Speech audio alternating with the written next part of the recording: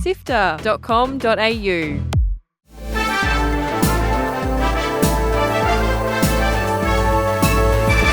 Hi, I'm Fiona Bartholomeus. And I'm Kyle Paletto. Welcome to Walkthrough, Sifter's weekly recap on the biggest news in video games. This week, it's a big week of news. The new Xbox console gets a release window, courtesy of AMD. Valve's Steam machine has been pushed back and is more expensive. And we wrap the new games from Sony and the Nintendo Direct. Here is the news for Sunday, 8th of February, plus all the upcoming games launching this week. Let's go. Join the Sifter community on Discord at sifter.com.au/Discord. Excuse me, ma'am, do you speak English? Yes, I do. AMD CEO Dr. Lisa Su this week kind of accidentally announced the release window for the next Xbox console. During AMD's latest financial results announcements, Dr. Su said Microsoft's next-gen Xbox, which will utilize a custom AMD chip, is on track for a 2027 launch. Microsoft has remained silent in the days following, with no statement released at time of recording. We've been drip-fed details about the new Xbox, like that it will be backwards compatible, will be a console PC hybrid, and will offer access to third-party stores like Steam and GOG. But this is the most concrete information released in a long time. Steam has announced it's pushing back the release date of its highly anticipated PC, the Steam Machine. The console-like PC was scheduled to release in early 2026, but in a blog post this week, it was confirmed the release window is looking to be in the even more vague first half of this year. The post also explained that the pricing has changed, and although Valve had hoped to announce exact price details by now, memory and storage shortages have forced the company to reassess and head back to the drawing board, which means it's more expensive. It's not just the Steam machine that'll be impacted, with delays and price hikes expected for the new Steam controller and their new VR headset, the Steam Frame. Sony has patent plans for a new PlayStation controller, and it's a touchscreen where you can decide where you put the buttons. The patent's description and images show that the entire front of the controller will be a touchscreen, so no physical buttons. Instead, the players will be able to customize where the D-pad, sticks, and the buttons will sit. It could allow for some pretty interesting configurations, but a touchscreen isn't the same as pressing a physical button.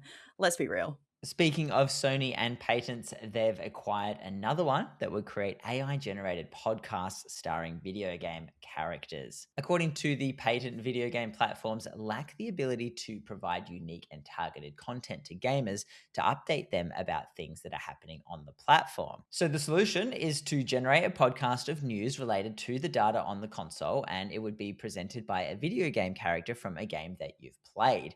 I hate this. I mean, do we actually need AI voice podcasts like at all?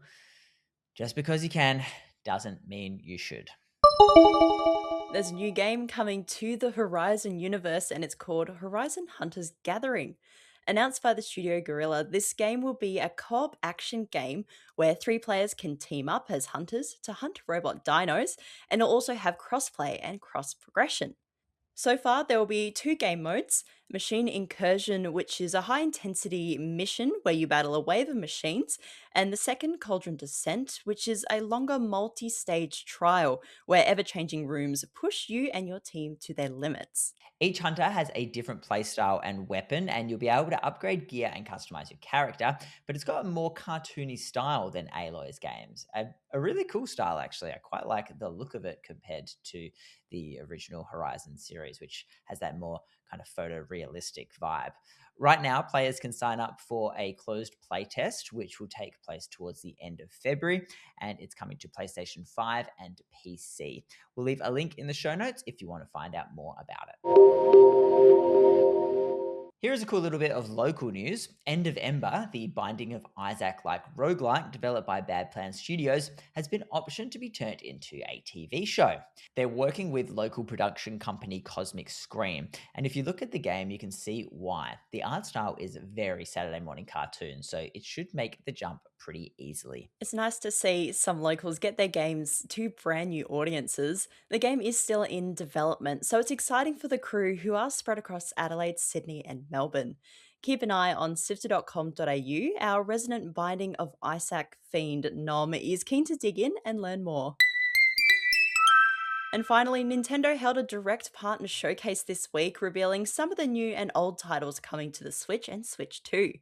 The Hollow Knight Nintendo Switch 2 edition is out right now. The game is getting higher resolution and improved frame rates, and the best part is the upgrade is free for those who already own Hollow Knight. We got an extended look at Orbitals, a new co-op puzzle adventure game, kind of set in a retro anime-inspired universe. This looks super cool and does remind me a lot of those early morning cartoons. Can't wait to see more about it. It will be releasing later this year on Switch 2. Bethesda is bringing 3 of their games to the Switch 2, Indiana Jones and the Great Circle, Elder Scrolls Oblivion Remastered, and Fallout 4 will all be making their way there soon. And we got a new look at Capcom's upcoming sci-fi game, Pragmata. You play as both spacefarer Hugh Williams and android Diana, trying to escape a lunar research station and make your way back to Earth using their individual abilities to get past enemies. It's also getting an amiibo of Diana. So there you go. Amiibos still exist. You can grab that on April 24th. We'll leave a link in the show notes to everything else that was announced. Do you reckon people know about amiibos still? I didn't know that amiibos still existed. They still exist. They're so expensive now. It's actually crazy. That's it for the headlines. Here are the games coming out this week. Breed messed up cats and send them on adventures in MEWGENICS. This D&D-like turn-based game will have you sending the weirdest looking little guys on gruesome adventures. You can check out Nom's review on our website right now and stay tuned for an in-depth interview on Lightmap when MEWGENICS launches on PC this Tuesday. Romeo is a Dead Man, the new third-person action-adventure game by Grasshopper Manufacture, is tough to describe, and that's the point. It's purposeful mismatch of gaming tropes where you play as an FBI space-time special agent hunting fugitives through the multiverse. If you like the chaos of their previous games like Lollipop Chainsaw, you'll get a kick out of Romeo is a Dead Man when it comes to PC, Xbox Series S and X, and PlayStation 5 on the 11th. Mario Tennis Fever is the latest in the plumber's attempts to break free from a life of manual labour. It's been 7 years since the relatively poorly received Aces, and Fever will introduce a bunch of new playstyles, special moves, and power-up rackets, hoping to redeem itself from that last entry. That's out exclusive to Switch 2 on the 12th. Tarsier Studios, the team behind Little Nightmares 1 and 2, are back with another horror title, REANIMAL.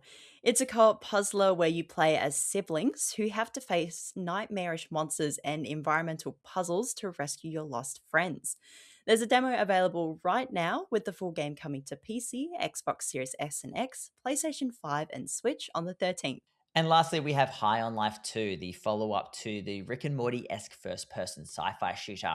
With a genuinely star-studded cast of voice actors and a new focus on speed, this one looks like a big step up from the original. Out on PC, Xbox Series S and X, and PlayStation 5 this Friday, and on the Switch 2 in April. To stay up to date with all the latest releases, tune in to Walkthrough, Sifter's weekly news podcast. Find it on your favourite podcast player now.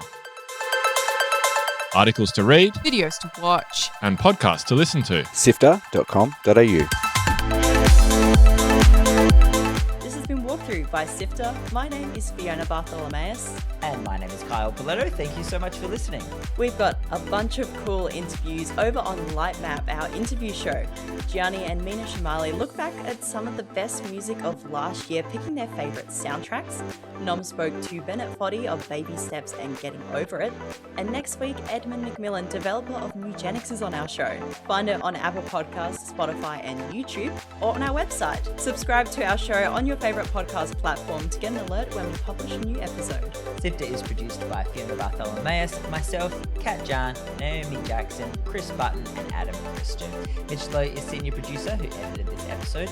Gianni Giovanni is Sifter's executive producer and script editor. Thanks to Brian Fairbanks from Soldier Dog Sounds for composing the Walkthrough theme tune, and Audio Technica Australia and Apple for their support of Sifter's podcast. We'll be back with more news next Sunday. See you then.